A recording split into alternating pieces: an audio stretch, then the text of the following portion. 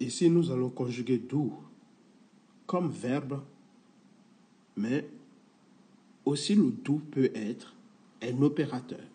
Comment on reconnaît un opérateur? Un opérateur, c'est un mot ou un auxiliaire auquel on fait appel lorsque dans la phrase, il n'y a pas d'auxiliaire ni modal. Voici la liste des auxiliaires modaux, par exemple. Ici, nous avons la liste des modaux auxquels je peux rajouter, par exemple, les auxiliaires tels que am, to be, is et are. Ça, c'est le to be. Je peux rajouter have ou bien as. Ces auxiliaires, lorsque on veut poser des questions, lorsque tous ces auxiliaires modaux, je les vois dans une phrase, elles peuvent servir à poser des questions en les inversant. Donc, je peux mettre ici le am, le is et le are, ou bien le have ou le has. Ici, ça me donne l'ensemble des auxiliaires modaux. Lorsque j'ai une phrase dans laquelle il n'y a ni l'un ni l'autre, c'est-à-dire qu'il n'y a pas d'auxiliaire ni de modal. Par exemple, I take, vous avez ça.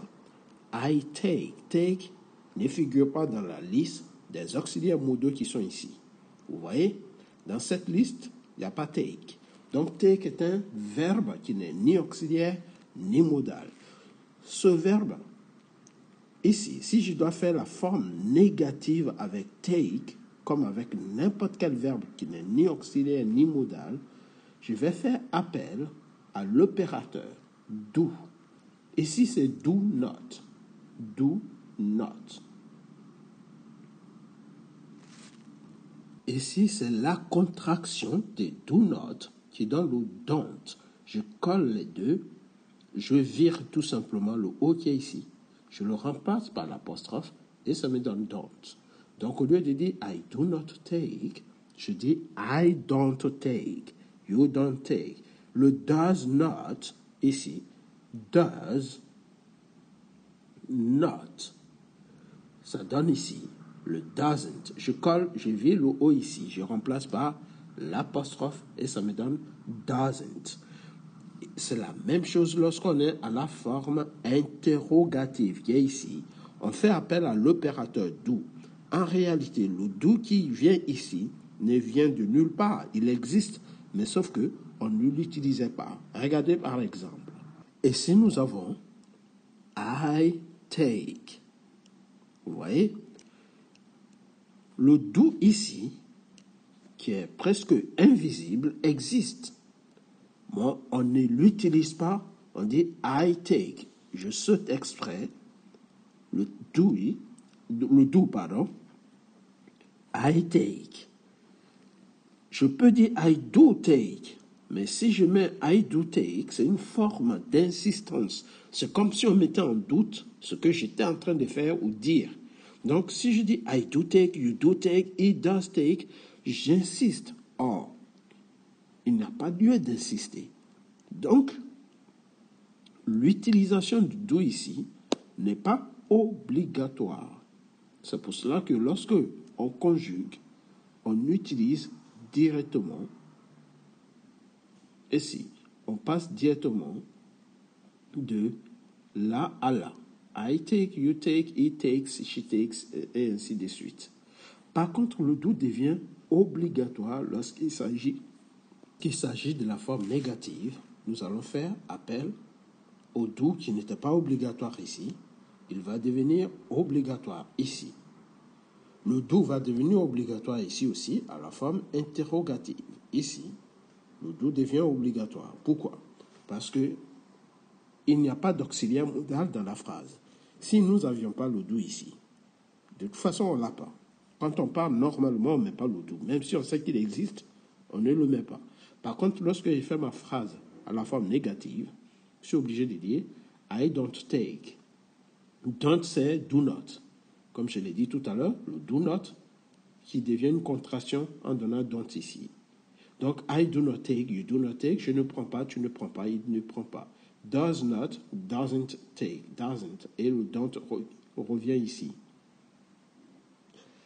À la forme interrogative, ici, le do, qui n'était pas obligatoire ici, devient obligatoire. On inverse le do et on le met au début. Donc le do n'apparaît pas comme ça, il ne vient de nulle part. C'était parce qu'il existait déjà, mais même si on ne le met pas, il existait déjà. C'est pour cela que lorsqu'on veut mettre une phrase à la forme interrogative ou à la forme négative, on fait réapparaître le do qui existait, mais qu'on a délibérément ignoré parce que son utilisation n'était pas importante dans la forme affirmative. On le met dans la forme interrogative et dans la forme négative. Donc ici, do I take the bus? Do I take? Est-ce que je prends? Est-ce que tu prends? Est-ce qu'il prend? Et ainsi de suite. Does it take? Et ainsi de suite. Donc, lorsque, à partir d'aujourd'hui, on vous demande de mettre une phrase à la forme interrogative ici, ou à la forme négative, regardez d'abord s'il y a un auxiliaire ou un modal dans la phrase. C'est-à-dire, vous regardez d'abord ici, vous vérifiez. S'il y a un auxiliaire ou un modal dans la phrase, l'utilisation du do n'est pas nécessaire et je dirais même est interdit, sauf des cas tels que have, need et dare qui souvent utilisent do.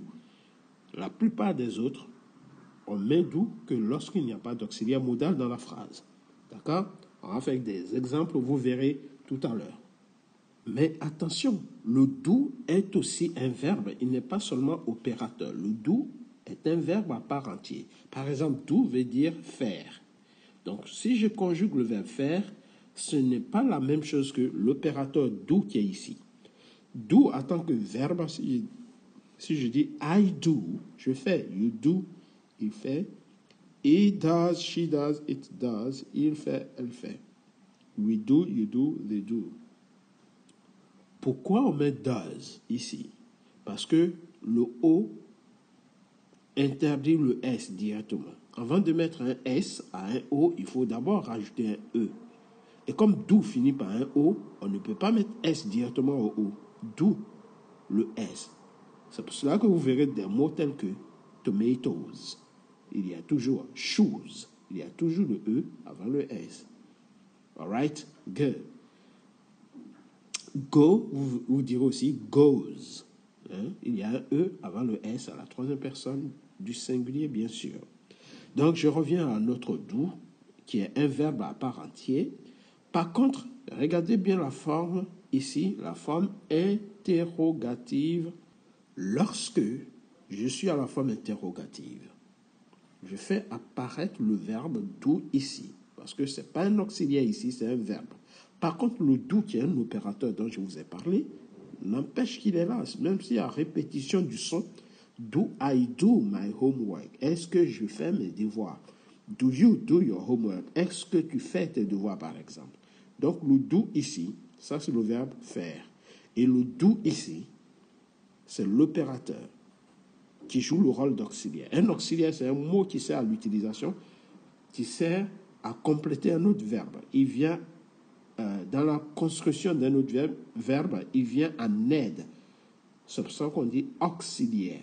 Donc, à partir du moment où le do vient contribuer à la construction du do ici, il devient auxiliaire ici. Alright? C'est la même chose à la forme négative. J'ai la forme négative ici. Donc, lorsque je vais mettre do, qui est un verbe à part entière, à la forme négative, je fais appel à l'opérateur do ou l'auxiliaire do, si vous voulez. Donc, je ne fais pas, ça va donner I don't do, ce qui veut dire I do not do my homework. Je ne fais pas mes devoirs. Ce do ici est l'opérateur et celui qui est là est le verbe. Les deux sont avec deux significations différentes. Deux sont identiques, significations différentes. Donc, n'oubliez pas. Does not, c'est parce que c'est la troisième personne du singulier. On met S et comme c'est un O, on met le E d'abord avant de mettre le S. I does not do. Donc, pourquoi est-ce que le do n'a plus de S? Parce que le does qui est ici a pris le S. Donc, à partir du moment où le does a pris le S, le do redevient normal. On vit le ES qui était ici. Vous voyez? Il devient do lorsque le does prend le S. Bien. Donc, la forme négative, le verbe reste identique à toutes les personnes. Donc, vous pouvez mettre do partout. Vous pouvez dire, par exemple, I don't do, you don't do, they don't do, we don't do, et ainsi de suite. Do. All right? La forme interrogative, c'est la même chose. Le do reste partout. Do et do. Bien, j'espère que la leçon a été claire. C'était pour vous montrer à peu près comment on conjugue do aux 4 formes. Et surtout, pourquoi do est utilisé en tant qu'opérateur pour tout simplement montrer que lorsque dans une phrase, il n'y a ni auxiliaire ni modal, le do vient en secours, vient aider à la construction de la phrase à la forme négative et à la forme interrogative. Mais si dans la phrase, on a des auxiliaires modaux, il est strictement interdit de faire appel à do. On ne peut pas mettre 2 auxiliaires côte à côte dans la même phrase. Je ne peux pas dire ici do et could. Non, ce n'est pas possible. Ça devient du charabia. All right? Ce sera tout pour aujourd'hui. On reviendra rapidement sur cette leçon pour faire le question tag et ce qui s'ensuit. Mais regardez bien, tous les auxiliaires modaux que je vous ai déjà mis dans d'autres leçons, leurs contractions sont là. Vous pouvez tout simplement les réviser et comprendre que tous les auxiliaires modaux fonctionnent exactement de la même façon. Petit exercice, ici vous avez you play football. Si je dois transformer cette phrase à la forme négative, je vais dire ici you don't play football. Donc ça va donner you don't. Vous voyez, je fais appel à do. You don't play football. Donc je garde mon play ici, football. Si je dois la mettre à la forme interrogative, je vais mettre ici do you play football? Do you play football? Do you play football? Parce que ici, play, ce n'est pas un auxiliaire modal. Donc, je fais appel à l'opérateur do dans les 2 sens, négatif et interrogatif. Par contre, dans la phrase qui va suivre, j'ai un auxiliaire modal, j'ai un modal ici. Donc, si je dois faire la forme négative, le modal se suffit en lui-même pour faire la forme négative. Donc, ça va donner ici, you cannot. La forme négative, c'est you can. Je mets le can et je rajoute not. You cannot play football. You cannot play football. Vous voyez? Je ne peux pas faire appel à do ici. Il y a déjà un modal dans la phrase. C'est pareil pour la forme interrogative. Le can, c'est un modal. Donc, je mets ici can you play football? Can you play football? Can you play football? You play football. All right? Good. C'est pareil ici. You have played football. You haven't. Donc, la forme négative, ça va donner haven't. You haven't or you have not played football. Vous voyez, played football. Ou bien, je fais la forme interrogative. Le have vient ici. Je vais mettre ici have. Have you played football? Have you played football? All right? Et dernier, un autre auxiliaire, you are playing football. Tu es en train de jouer au football. Je vais faire you are not, or you aren't playing football. You aren't playing football. Tu n'es pas en train de jouer au football. Ou bien, je vais faire un questionnement, le are qui est ici. Je vais le mettre en début ici, et ça va donner are you playing football? Are you playing football? Vous voyez que je n'ai pas fait appel à do ici, parce qu'il y avait un auxiliaire. Ici non plus, il y avait un auxiliaire. Par contre, je fais appel à do ici, parce que le play n'est ni auxiliaire ni modal. Il ne fait pas partie de la liste des auxiliaires modaux. Donc, à partir de maintenant, le do en tant que verbe et le do en tant qu'auxiliaire, ce n'est pas la même chose. On revient à la construction de notre verbe do ici. Do, c'est faire. Ici, en tant que verbe, faire. Ici.